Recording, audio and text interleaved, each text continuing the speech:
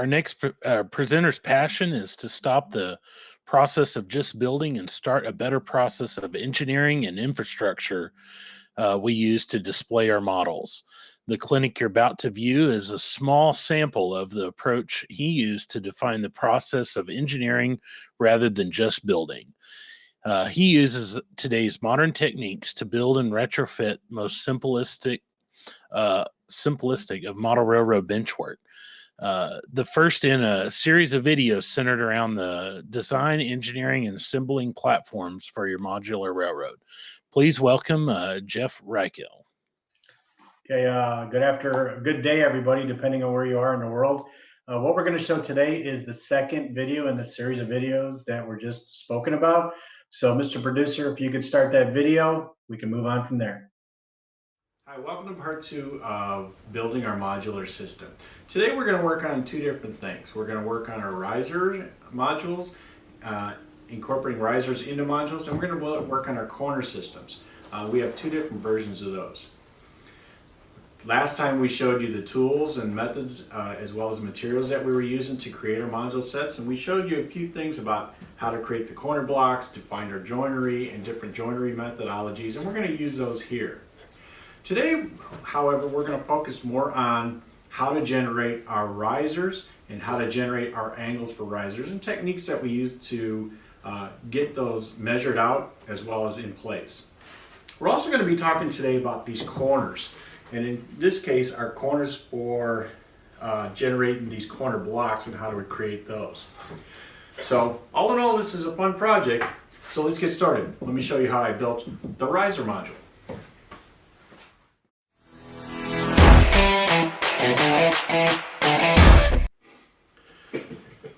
Okay, I brought out my module we're going to be working with, and you're going to notice a couple of things. It's very similar to what we saw with the flat 4-inch module that we used in the last video.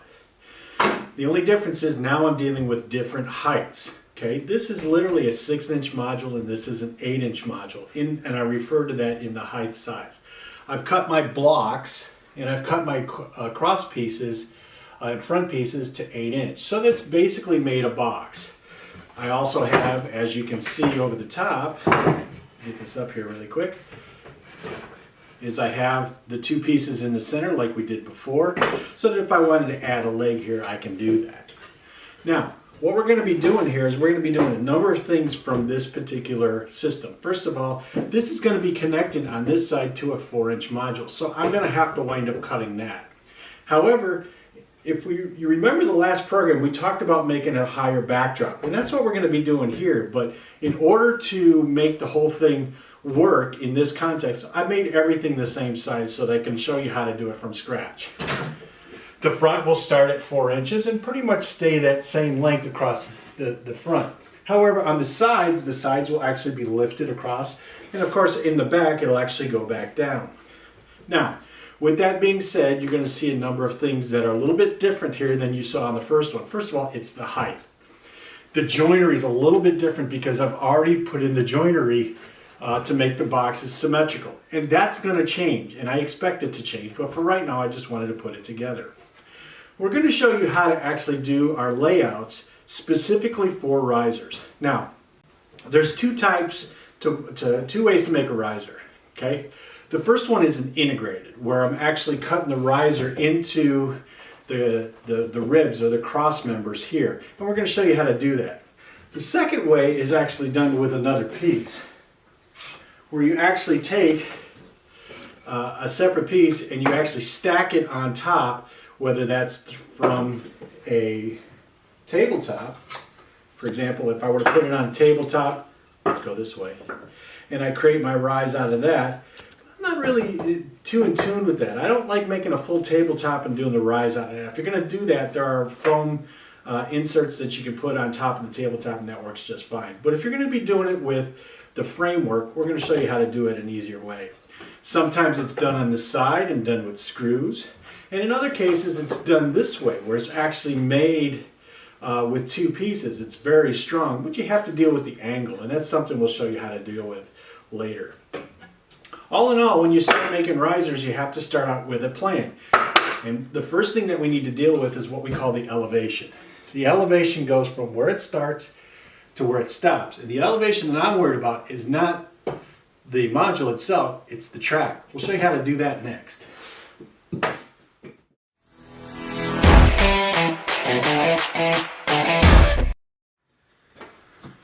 Okay, let's talk elevation and angles for just a second. Now, everybody's heard the term 1%, 2%, 3%, whatever it happens to be. It doesn't matter what it is. The angle of the rise is going to be determined by two things. First of all, the end point, and then obviously the exit point. So the end point of where the rise starts and the exit point of where it ends. Now, obviously where it ends is going to be lateral, meaning that it will be in plane, so to speak. The big thing we need to worry about is this piece right here, and I'll just show this to you for illustration. Let's say this was the rise. Now, this angle is determined based on the length and the rise of this thing, 1%, 2%. Everybody knows how to find that information. There's a lot of good information on the internet how to do this. But this angle right here is what we need to deal with. So, if the angle is pretty narrow, it makes life a little bit easier as far as the ability to make the rise out of it. But what we want to do is we want to make this in a transition to where it's not a perfect, let's say 2 degree or 2% grade. You can't go from 0 to 2%. It doesn't work like that. We need to find a way to actually transition that. And let me show you what I mean.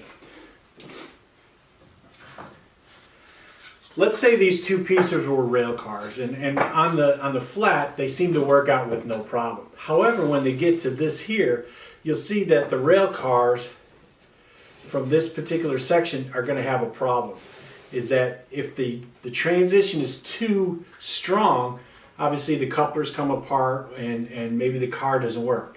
So we need to figure out a way to make sure that this transition is a little bit more subtle. So in this case, instead of doing a perfect 2% angle, we might go with a ½ degree, then another ½ degree a little bit further, and a ½ degree a little bit further. And we'll show you how to do that. But right now, let's deal with how we deal with our transitions. And we're going to lay that out a little bit differently. So to start with, we need to know where our transitions start and our transition ends. In the architectural world, this is called elevation, and that's what we're going to deal with. Now, to start with that, we need to know where this is going to start. Remember, I told you that this actually starts on a 4-inch module, and we're going to start there. Okay, so let's go ahead and calculate how we get our elevation. That's the first thing we need to deal with because we have a good idea where our track plane is going to be. We're not going to deal with that just yet because we don't know where those pieces are going to be. Okay, so we're going to deal with our elevations. As I told you, this end of the module is going to be on a 4-inch section. So I have to start there. So this particular side is going to have to line up to our next module. So in this case, it's going to be 4. So I've actually drew a line and I marked it 4 inches. You can see this particular module is a 6-inch module height, or should I say this 6-inch block. Now I've created a 4-inch from the bottom because that's where we're going to start. That's our reference point. And I'm going to strike a line. Now, that line, theoretically, because the two main lines are going to be at 4 inches all the way across, I would just strike this and keep that line going all the way to the end. But where I'm going to start my height is not at the end.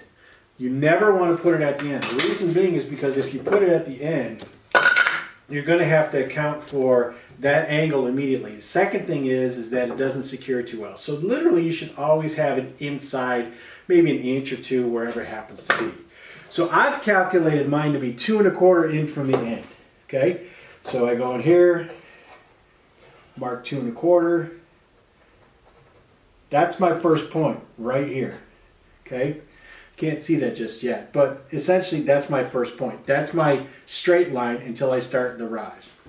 Now, the next thing I'm going to do is I'm going to go on to the other side and I'm going to identify the height on the other end.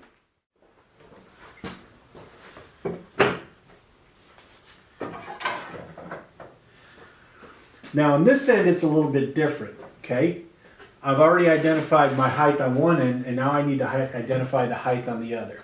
The height on the other end is actually going to be 5 1/4 inches. So I'm going to go to 5 1/4 and make a mark. I'm also going to make a mark at 4. Reason being is because my main line is at 4, so I'm going to make a mark at both spots. Now this is where it gets a little fun. Get yourself a straight edge 48 inches. They sell these at, you know, literally any place on the planet. A good straight edge works not only for laying track, but also for what we're doing here. We need to actually line the two pieces together, both the 4-inch as well as the 5 1/4. And I'm going to do that next, and I'll show you the easiest way to do that. Okay, I've set the modules up on their side in their orientation. Now, I've also have the marks on each end that I need to do, and I put a clamp on here temporarily just to make sure nothing comes out of alignment. Now, I take my long rule, and literally what I'm going to do is strike a line between the 2 points. So the first point here on this side, and the second point on the other side. And now I have my elevation on both ends. Now I have my elevation on both ends. And this is going to be determined how I transfer those lines onto our cross members so I know what angle I need to sand them down to. Now, we were talking about this angle here. This angle, when calculated, is 2.6 from end to end. And that's fine for what we're trying to do. Now, first thing I need to do is figure out where I need to make and transfer this line onto the rib. To do that, I need to know where my track is going to be, in this case my sub road bed. So if I were to take, I'll just use this as an example, my long pieces, and I would do them all the way across, I would say, for example, I have one here, I have one here, and I have one here, maybe with a little bit of a curve into it, just because we're going up here, and that's fine. The only thing you need to do is mark the top of where those are going to be, and then we can actually transfer the lines from there. And that's kind of what we're going to go through next.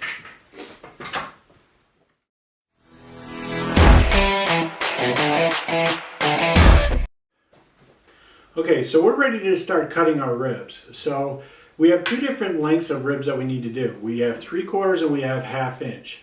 We're going to do the 3/4 one first. And we're going to cut that here on the table saw. But before we use any power tools, let's talk about shop safety. Be sure to read, understand, and follow all the safety rules that come with your power tools. Knowing how to use your power tools properly will greatly reduce the risk of personal injury. And remember this, there's no important safety rule than to wear these safety glasses.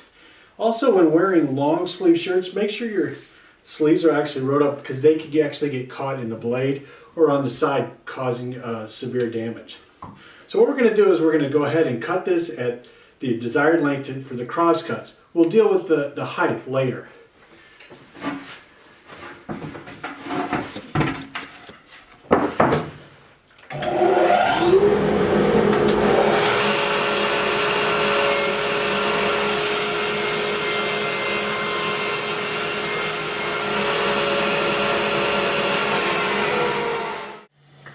Rib we need to make is actually the one that sits down at the 4-inch level.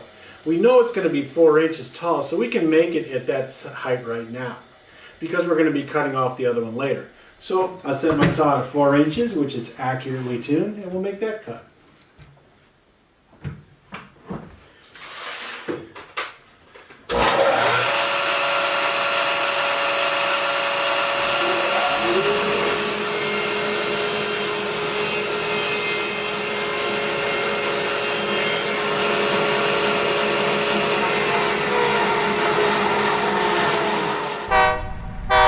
Okay, I'm going to stop here and show you what we've done so far.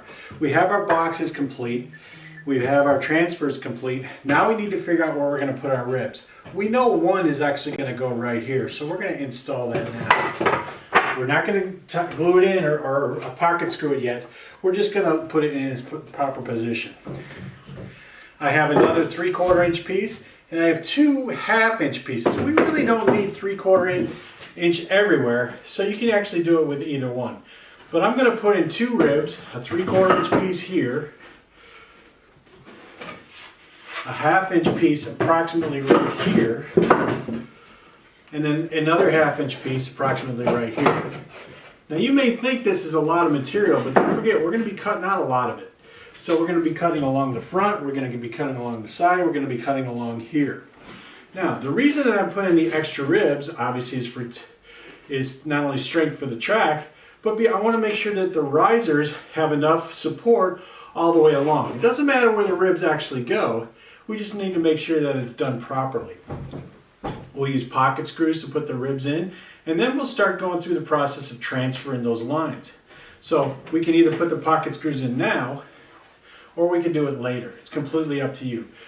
We don't necessarily need to do it now, because I can transfer those lines and start cutting and creating my profiles before I glue everything up. And that's probably what we're going to do. So for right now, we have a good start of where we need to go.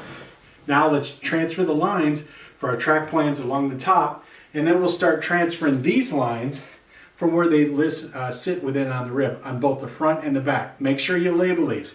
So if this side goes to this side and this side to this side, make sure that's labeled correctly. You need to put a mark on the outside or wherever the case may be. Finish out your track plane, and then once you have that part done, we can start to think about profiles. We'll talk about that later on in this segment. Okay, now I've identified where I want the ribs to actually go. And what I've done is I've actually measured out where they actually need to be, and I've made a mark on each end. So I've made a mark on the front and the back of it. Now in this case the orientation is correct. So I've made pencil marks on both the front and the back of the plywood on each end. This is going to help me determine my angle when I go to sand down the angle. That's not a problem. It should be a given at that point. Now what I need to do is I need to mark out the track plan where it actually needs on the ribs as well, because that also plays a part. So if, for example, if I'm in a culvert where it comes up, I still need to be at the right height, whether it comes up or stays down, it doesn't matter what it is. So in this case, what I need to do is to go ahead for each rib, identify the track, and identify the in and the out on each end. We'll kind of go from there next. So what I'll do is I'll start at this end, and since this has a slight bend, I know where the bend is at, and I'll actually create that as I go along. So that's what we'll do next, and then we'll get to measuring the front.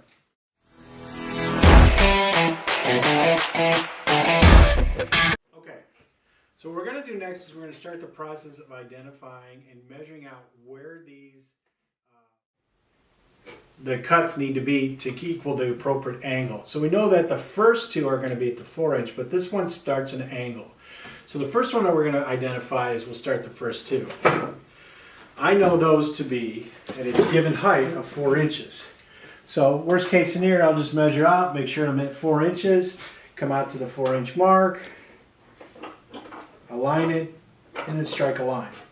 Okay?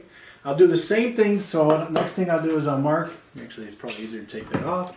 So what I'll do is I'll mark the next one, which the front end is going to be, if I line this up properly,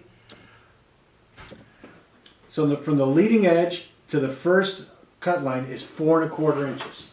So that's what I'm going to measure down at.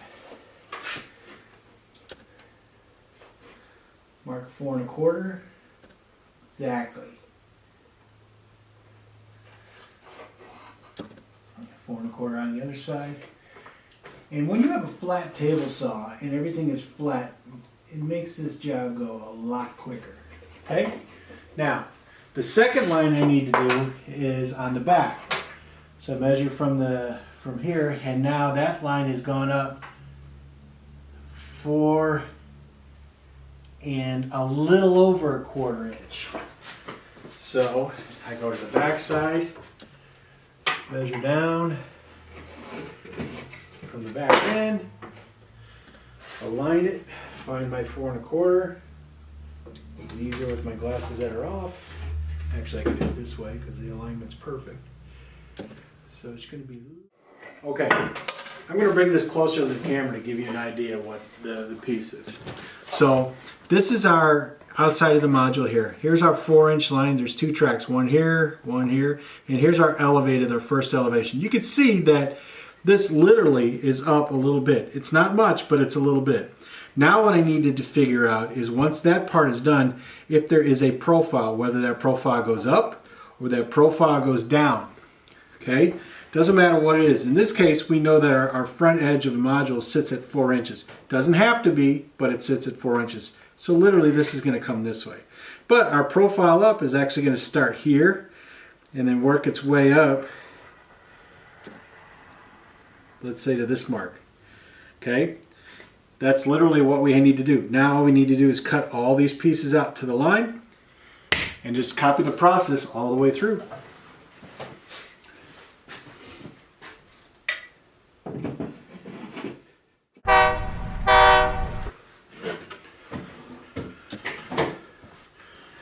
So this is our last rib in line there from the module to the back. I've actually outlined the bottom of the road bed, and here's the bottom of the road bed on the other side. You can see it's a little wider because there's a small curve that goes there, and the mountain will actually come down to this side. All I need to do is actually cut this out, but what I want to do is I want to ensure that this line is level. Now, with the module this way, the lines on the back, I've also drawn them on the black. On the back, this line will actually be taller than this line. So what I mean by that, on the back side of this, it'll actually be higher. So that's how I determine my angle. When I get this in place, what I'm going to do is I'm going to take a rasp and I'm going to angle from line to line, which will give me my angle.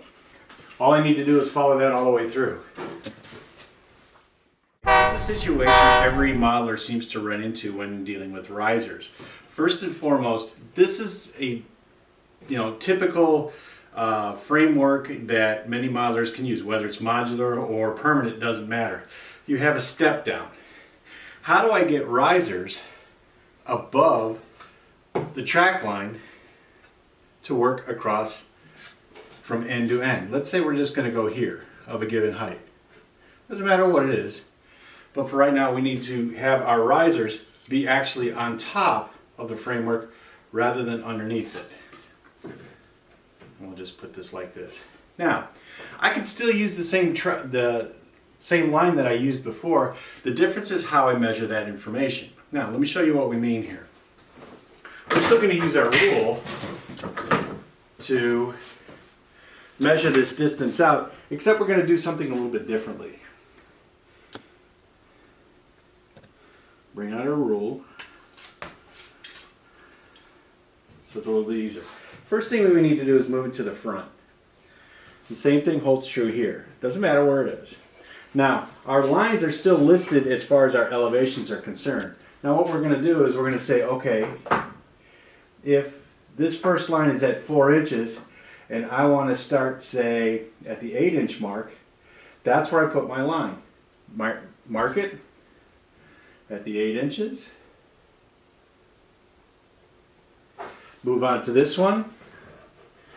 Identify the number. Now, if the first one was at 8 inches, okay, from, let's say, 4 to 8 is 4-inch gap. All I do is take that 4-inch gap from that line, mark that 4-inch gap here,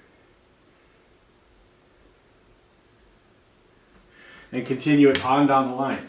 That way, the elevation will be identical all the way across. Now, it doesn't matter if you have the 3/4 or the 1/2 inch pieces. You still have the same situation there, is where you actually put it on here, identify the height from your line to your first reference line, and then just copy that all the way through. By the time you get down to the end, this line will actually be parallel to the lines on here. All you have to do is cut them at that point. Now, realizing, of course, that this block will actually be longer, theoretically, than this block. Let me superimpose some lines on here to show you what I mean. Mark this really quick.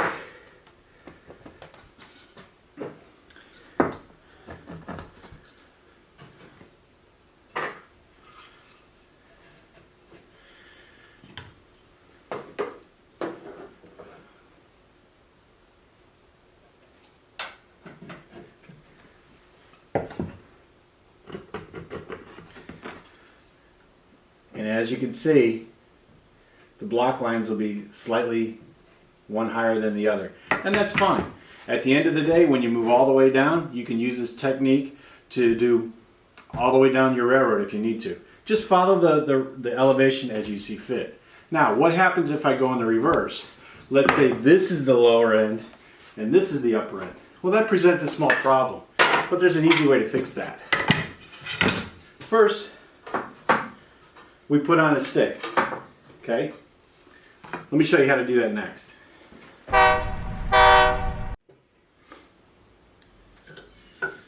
Okay, here's another situation where modelers have a little bit of an issue. And the first is to actually do an elevation line where I don't have the ability to do an elevation line listed in the front. For whatever reason, how do I judge that angle when this front is not available for you to actually do a measuring against? Well, there's a real simple trick that we know how to do it, is we're going to use a string line. I've nailed an end point in the side, and I've temporarily put up a stick on the other side. And what we're going to do is we're going to use that to identify our elevation. Straighten my stick out. We take our string line, and what we're going to do, and we're just going to superimpose this, is I'm going to identify my elevation here. We'll just wrap it around.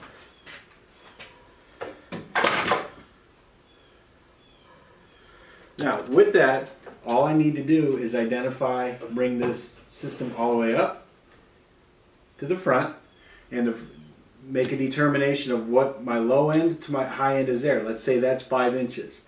And every riser at that point, I measure from the string line 5 inches up, all the way across. In this case, 5 inches, 5 inches, and so forth. So every time, all I have to do is bring it up to the corner, measure up 5 inches, whatever that is, put it on my track line, put it in place. Literally, that's all that needs to be done. It's a simple way of identifying elevation when you don't have the front to actually draw on. It works really well.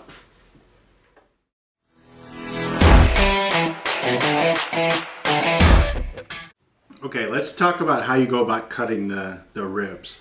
So this is the part I need to take out. So if I were to look at this, my road bed actually sits on this line here and sits on this line here. They're both level. There's no super elevation. There's no angles left or right. It is actually 90 degrees to the bottom. Now, remember, this is the leading edge. This is the back edge. So the back edge is going to be higher than the front edge. A little bit, 1 or 2 degrees. How you cut that is important. So let's talk about cutting options. Well, it's more than likely everybody wants to just get down there and start cutting out whatever pattern they need to. And I would recommend to hold off till you really think about how you want to do this. So let's say my terrain, and I've kind of identified my terrain as being coming down this line. Now, with that being said, I have options. If I wanted to go up here, I obviously just can't cut this straight across. So what I would do is I would take a jigsaw and leave the line. So the line that's listed on the back here, I would actually leave the line because that's my perfect mark. Same thing holds true on the front because the back is higher than the front. If I put it through a table saw, I want to make sure that I cut to that line only. It's perfectly squared. Now, I can't come all the way through here because this line is actually higher. So I would literally start by chopping away little pieces that I don't need until I get to where I'm going to do, and then just cut off what I don't need. Keep that in mind when you go through this. Now, if the terrain actually goes up, the whole thing will have to be done with a jigsaw. So let's talk a little bit about technique first. It's quite likely that everybody wants to go out there and just put their hammer down, put their fingers down, hold it in place. Let me get this out of the way. I have this unplugged, obviously. And then just have a way to go through this and start cutting away. I would recommend against that too. What I would try to do is I try to get a way to clamp this. I want to clamp it on the front and on the back. Okay, the reason being is because I want this as straight a cut as possible with as little tear out as possible. Keep in mind, even though this is an angle, I need to cut at least close to that line. So I'm going to leave that line. So I just want to make sure that I give myself a little bit of ability to fine tune it with a sander. It's very difficult to put material back on. It's not that difficult to take a little bit of material off with sanding. So with a little technique, let's go ahead and do a couple of these. Put my rib onto a side piece here, and I've just make sure that my blade won't hit anything underneath. I've marked out where I'm going to cut. Doesn't have to be perfect, but it has to be relatively close. Got a very sharp blade in here. All I'm going to do is follow the pattern along.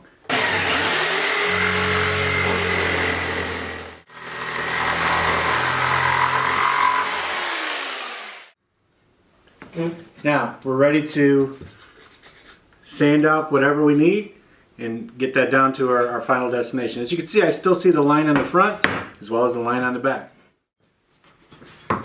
I'm using a wood rasp here, and the wood rasp, there's a variety of them. There's an aggressive cut and there's a pretty fine cut. I'm using the fine cut. This is pretty thin wood. It'll go through relatively easily.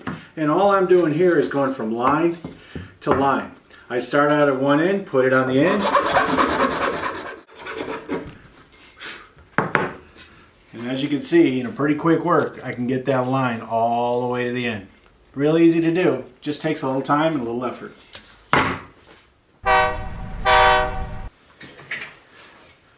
Okay, let me show you a little more of a sophisticated way to cover these angles. Now, this is one of my ribs that actually goes into the module, and what I've calculated is this is the front side or the low side, this is the high side. This is the high side that we actually want to cut the line to. I've taken one of these and measured my angle. So I've measured my elevation from that point on. I set it at 90, measured the elevation, and then I matched that actually to my saw blade. Now all I need to do is bring up this. I've then measured that line to the end, and that's where I need to cut. All I need to do is put my table saw to that line, and I cut what I need, and I'm good to go. It's a simple way of doing it. So let's take a look and see what it does. I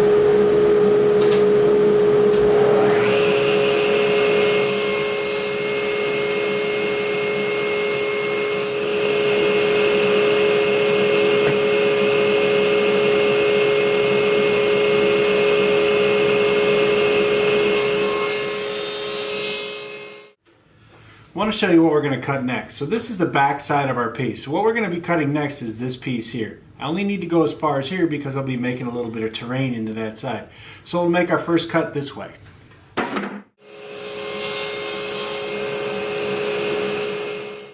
Okay, with the first two cuts done, all I decided to do is to bring out my miter gauge and cut off the excess I don't need. Just makes life a little bit easier when I want to cut my terrain later. It also helps give me an indication of where I want to make my terrain. It's a lot easier to do it once you have a good idea where it is than it is to try to do it now.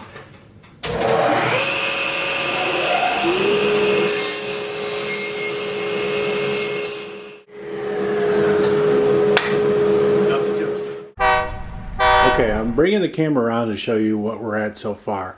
This is all just loosely fitted, but I wanted to show you, kind of give you an indication of where we are. All the ribs have been cut. And as you can see, and I'll go down to a profile here. If you take a look down at the profile, that first profile is actually pretty good. And that's the 4-inch side. If you look over at the elevated side, that profile is actually pretty good as well.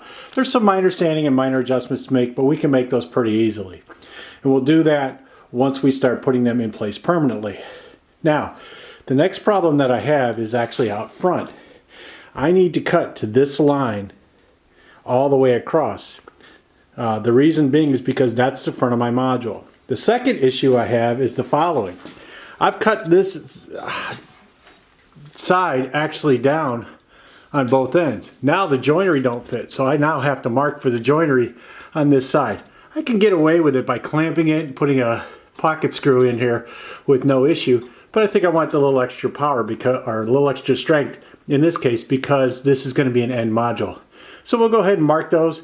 I not only need to do it here, I also need to do it here, there, out front, and anywhere I don't have a connection. So we'll kind of do that next. Okay, I want to stop right here and show you where we are in the process. So what I've done here is I've actually cut the terrain, or what I expect to be the terrain in its final state, off these ribs as well as along the back. As you can see, it's taller on one end and shorter on the other, which is kind of what we wanted to do in the first place. I have to deal with the blocks. So the blocks are, since the front is now cut at 4 inches, the block is still sitting at 8 inches. This is the piece I actually cut off. So you can see the joinery, which used to sit out here, I now have to make another piece. And that's easy to do. All I have to do is mark it, line it up, and ready to go. Now I have a chance to check out my angle of elevation, and I've actually put my ribs in their approximate location of where they're actually going to be. And it doesn't have to be perfect, just has to be good enough and it's sitting on a flat surface. Here's where this little tool comes in. This is a straight stick. You can use a level, anything with a straight edge. And what I want to do is I want to put my stick across that particular elevation. Now, obviously if the elevation is shorter, use a shorter stick. If it's longer, use a longer stick. What I want to do is just put it across, and what I'm looking for here is to see if there's an angle of rock. And as you can see, that actually is. The rock is actually this rib here. I have two options to fix that. First, I can actually sand down the rib where it meets here. That's one easy option. Doesn't take very long to do. It's not very much. The other option is I can just move it out a little bit. Since that lowers the angle, I can move it out to where I need to. And now everything touches without issue. I have plenty of support all the way across. It doesn't have to be absolutely perfect, but this is perfect enough for me. Once I put in my sub road bed, that won't go nowhere. The only thing I need to do is I need to follow this all the way down. If I have any high spots or low spots, I need to deal with them directly. Mostly done by sanding. As you can see, my gaps, there's no gap from the end all the way through. Same thing holds true when you move down a little bit longer towards the end. I have a small gap here, but I can fix that by moving the rib over just a little bit. And that problem solves that. From there, it's just a matter of going through the process of putting out my sub road bed and I'm good to go. The last thing I need to do is to sand out where I need to sand. Not a problem. Fix my joinery, cut those down. This will be ready for glue up. Okay, I want to stop here and show you where we are with the progress. I've actually gone ahead and glued in the sides, the middle sections, as well as the front and back. I've shaped them out, and what you saw was me finishing up the last of the smoothing out process. Now I have a terrain.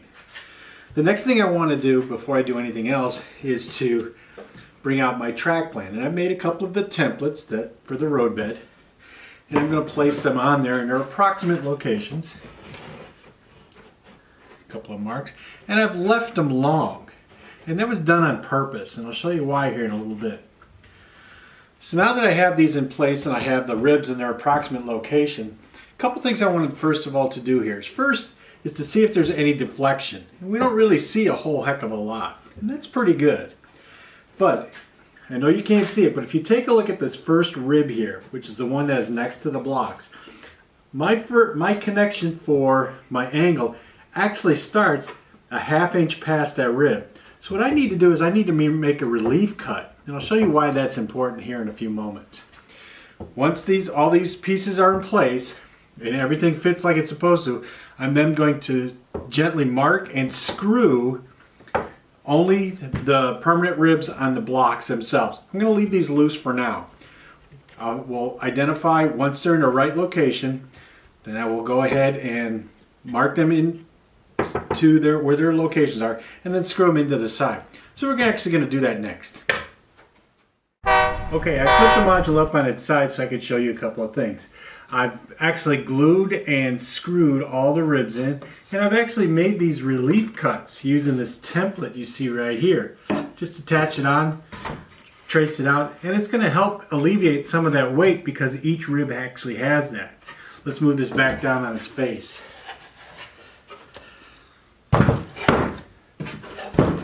Now, the only thing left to do is to trim off the ends nice and flush, and this module is done.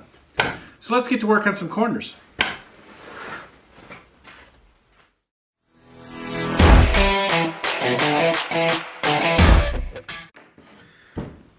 So let's talk about corner module for just a second. Before I can lay out any corner, I need to know what my angle is going to be. And most corners are literally at 45 degrees, so we're literally going to use that. Just makes it easier for everybody to identify. The width of the module typically is going to be based on what your end distance is from your modules that are going to connect up to it. So most of the modules are literally 2x4, so we're going to go with 24 inches. That's going to be one of our end points. The angle at which we start off with obviously starts at a 90, but when you get to the inside of the angle, it's literally at 135 degrees. So I've drawn this out on a piece of plywood where all my angles are going to be, and literally this is to scale. So I know that this angle is 135, which means that my cut is a 45 degree angle on my table saw. So what I did is I took another step back and I decided to actually draw full scale of where the pieces need to be. And that created this block, okay? Now, that block and that angle is what we're going to be using. But let me show you some common issues that most modelers have when they create these types of corners. The corner itself literally is a 45-degree corner, and that's okay. Now, there's a couple of ways to go about putting this corner in place. You can actually overlap it this side, which is common. You can overlap it this way, which is common. But one of the issues that we see is the fact that there's no way to easily or tightly connect them together with a mechanical fastener. Typically you see these put together with screws and maybe some glue, but over time they simply sort of start breaking apart and chipping out. That's really not that fun. So I decided to look at a possible alternative. The other alternative is to cut that angle in half. That angle in half would be 22.5 degrees, making my 45 degree. I have the same problem here. While the angle is good on both ends, this piece had the cross member has to be cut precisely, which is very difficult when you're dealing with angles, as well as you're also going to have to find a way to fasten this together. Screws can work here, but there's very little material once you start driving them in, so that eliminates that issue. You can use glue and actually put in a couple of brad nails, and that'll hold it for at least for a while. Most of the time there's backer blocks put on the end of this, and sometimes that works, sometimes that doesn't. It just depends on how well those are cut. So again, we're going to look at the way that we built our modules. Going back to my pattern, I've done the same thing, except what I did is I've actually extended my block to include the angle that's built into it, and that's what I have here. So our standard block is a 1.5 degree, but the block with the angle in it is 135 degrees. So on my full scale pattern, I've actually can put out, and it actually sits in that 135 degree angle. The only thing I need to do now is define the length of this, and those are all 90-degree cuts. So let me lay this out, and we can move ahead from there and show you what's next. Okay, I've laid out my diamond pattern and all my rails, my blocks, and where they need to be, and I've started working on the joinery. I have two left to do, and those are the inside of this particular side. I've already done the outside to verify where they need to be to make sure everything is good. Now all I have to do is do the inside. And I have a couple of options. I could put it where it's flush on this side, or I could put it a little more towards the outside if I wanted to. It's completely up to you on how you want to approach it.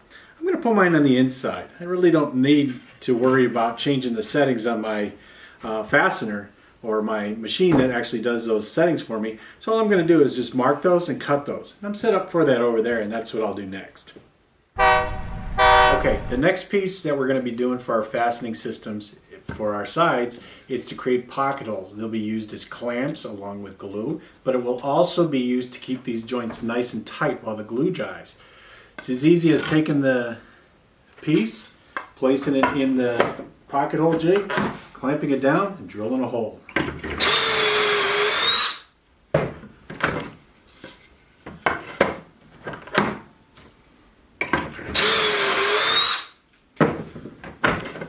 Just like that, it's done that quickly. I reoriented the camera so I gave you a full view of our corner module after it's been assembled. I've gone through the process of connecting all the joinery with pocket screws. Of course, I have dominoes inside there, but I've also taken the time to actually create the relief holes or the handholds in all of the ribs. Now, this module is really wide. If I do a measurement across, it's 34 inches. If I measure it from point to point, it's literally 67 3/4 inches. And that in and of itself presents problems and a challenge when we're trying to transport it. A lot of times you'll see one stacked on top of the other. Also at the same time, because of its distance and size, you don't see too often any of the terrain or built-ups on corner modules. There's literally just a corner and it has your track radius on there. So we can address those a little bit today. Now, as it sits, this module itself is pretty light. It only weighs about 12 pounds. Once you put the sub-road bed on it, it's ready for track, and it's ready for any scenery that you want to put on it. Let's take a look at one of the possible alternatives though. If you're looking for an alternative to the large diamond corner that we saw earlier, you may consider this as an option. This is actually a geometric shape, and what it does, instead of being one piece, it's two pieces. What this allows you to do is it allows you to still have the 24-inch module, as you see here, but the diamond is actually built into the end. So no longer is it 30 some odd inches wide, and no longer is it at 67, it's literally at 24 inches wide and 37. This allows it to be transported a little more easily, similar to the modules you currently have, or it can fit in one of our module cases. So when you put them together, that literally is your 45. And it has the exact same footprint, and if you put the other one on top of it, you'll see that it's identical. Now, there's a couple of things that you can do with this since it's a geometric shape. First of all, you can flip one side around, connect it up in this pattern, and now I can have a kick out. Very easy to do. It takes no time at all, but I can also kick it out in that direction as well and create a module specific for that. That's also easy to do.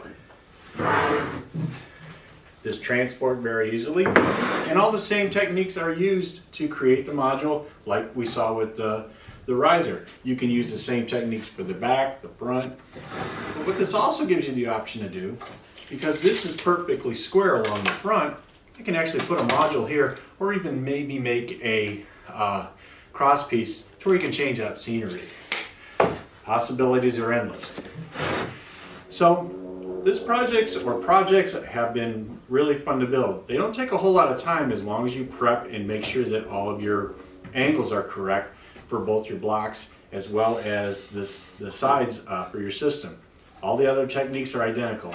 You can still use your techniques for risers as far as terrain and do the ribs. Everything still applies here. Now for next time, we're going to work on tunnels, and we're going to learn how to create culverts and incorporate those in your modules. So until then, we'll talk to you soon.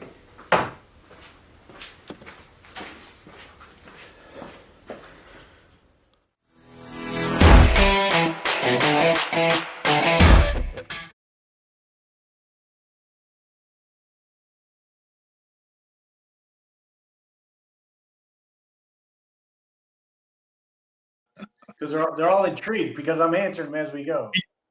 Yeah. Well, welcome back. We have the Norm Abram of Model Railroad Benchwork with us here, and we've got a couple questions for you. Well, one question was the detail of corner pieces. He was asking how they're made. Do you have anything else to add from the video on there? So what I typically do with the corner pieces specifically is when I work into my angles, I work those into the block, and everything else from there is actually a 90-degree cut. So if you pay attention to the angles in the blocks, everything else is automatic. I just have to cut to that, and that's really easy to do. Instead of trying to cut the angle into the mating pieces of wood, it's actually into the block. So block does all the work then. Block does all the work. Makes it easy. Are there any additional considerations if elevation is on a curve? Yeah, use your string line like you saw earlier, and you can use that all the way around like you did. That's just to get a baseline understanding. Then take your template and follow it along the same pattern.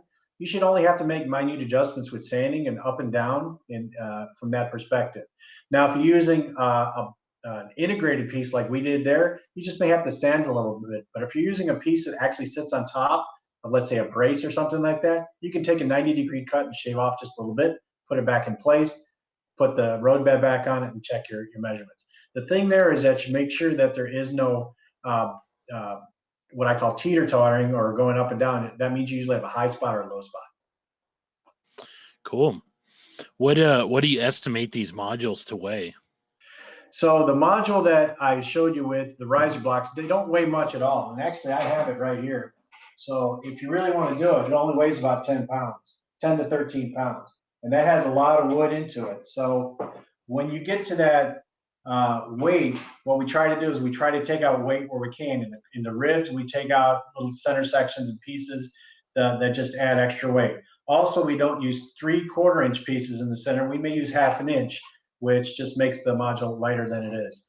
Also, we take out all the screws and some of the stuff that you really don't need, which is very heavy at the overall thing. So we try to use all materials which are a little bit lighter weight. Cool. Well, and I guess so the question they're asking me, with all the track and scenery on, that's going to be dependent on what type of scenery, how you're forming it too. Because if you did plaster, yeah, that's correct. So I have a very good friend of mine, a gentleman by the name of Dave Mock, and we've actually come up with a scenery technique that works out, which is very, very light. So we're using foam between the ribs to get our general terrain, and then we'll just put a light layer of plaster over the top of that to make it as light as possible. And the one that we did in our retrofit from last year, or last time I should say, it only added maybe a 1/2 pound more. So it's not really that heavy. You just have to understand the materials that are being used. cool. So Speed wants to know if you can have track on both sides when you do the flip over. I'm sure you can. I mean, it's quite possible. One of the things that we're working on is the ability to connect it on the ends. And if that is kind of a universal, similar to track, if you flip track upside down, it's still the same width. So I'm sure we could do something similar to that and just find a way that we can support it on either end. It'd be an interesting observation, though. Right. The double-sided module there. The double-sided module, just turn it over. So. Well, I guess you could have different fall, winter, or springs, winter. So you have different scenery on it. Exactly. The only difference is how to support it from underneath, and we have a way to do that, and that will be up in one of our upcoming clinics. So be on the lookout for one of those. So have you experimented on how much wood to cut out to reduce weight? Could you cut more out, or is there a point where you should, maybe not do so much, if you lose strength from it? Yeah, the rule of thumb that I get, if you kind of grip it or move it and it flexes quite a bit, you've probably taken out a little bit too much. So what I try to do is I try to take out less than half the overall volume of wood. So let's say if a piece is 2 inches by 4 inches, I can only take out, a less than a third of that. So that's kind of how we look at it. Also, the placement of what wood to take out takes it into consideration. So as you see from our ribs, most of the weight of the ribs is towards the bottom. The support for the road bed is up towards the top. So I'll actually go towards the bottom where it's still stable, but I don't need all that weight in there. So I'll just cut those out from there. The modules you're making, one gentleman asked if they're made after an NMRA standard. So typically, it's not necessarily a standard from NMRA. The 2 foot by 4 foot, it's probably just an industry used at this point. I've seen Fremo be completely weird dimensions as far as the sizes, weird angles as far as sizes is concerned. So typically, the NMRA standards, they may apply or they may not apply here. I try to go by them when I can. In this case, 2 foot by 4 foot, but nobody says that you can't make this 30 inches by 4 foot, which is one of my sets of modules are going to be. You can make them longer, you can make them shorter, you can make them wider, you can put angles built into them. There's a number of things that can be done specific. What I try to understand is what I'm connecting to, and is there a standard for me to connect to? For example, if I have my track is 5 inches from the front and 7 inches from the front, which is the standard for one of the clubs I hang around with. It doesn't matter what I do between my where it enters and where it exits. Everything in the center, that's up to me. So it doesn't necessarily have to fall in that standard. Just that in order for me to connect to the guy next to me, I have to be at 5 and 7, and then from the other side of me, I have to be at 5 and 7. So whatever's in the center is completely up to you. Yeah. Do you do separate holes in there to route the wires through, or do you just run them through the handle holes through the braces? Well, wiring's a little bit tricky. I leave that to those people who are best suited to do that. But yeah, he actually requested for me to put those handholds directly in the center. That way we could route the wires through. But good wiring is paramount to any module. Obviously, you want to make neatness counts and all that other kind of stuff. So we're We may do extra holes, but these handholds come in quite handy, at least when you're going through the initial setup. Cool. Well, I think we're just about out of time, but we'd like for you to tell us about your dust collection system a little bit. So I have what is known as a two-stage dust collection system. So what that means is that I have a first stage, which actually pulls the primarily the sawdust, and a second stage, which actually pulls the fine dust with a 2-micron bag that puts fresh air back into the workshop. So it works out very well because it can be 30 degrees outside, and I can cut, as you saw from the video, and not have a whole room full of dust. When you're working with wood, especially the woods today, plywoods, greenwoods, things like that, they put chemicals in there for glues, and you really don't want to breathe that in. So I took a lot of extra time to put in two-stage dust collector. Cool. Well, Jeff, thank you for presenting that to us. And do you have a part 3 coming up anytime soon? Yeah, so Speed had asked me if we want to do our next series of module sets, and the next series that we're going to be focusing on are tunnels and culverts for your modules. So be on the lookout for that. I think sometime in April, but Speed will let everybody know. Cool. All right. Well, that's going to wrap it for this hour of the NMRAX clinic here. And Steve.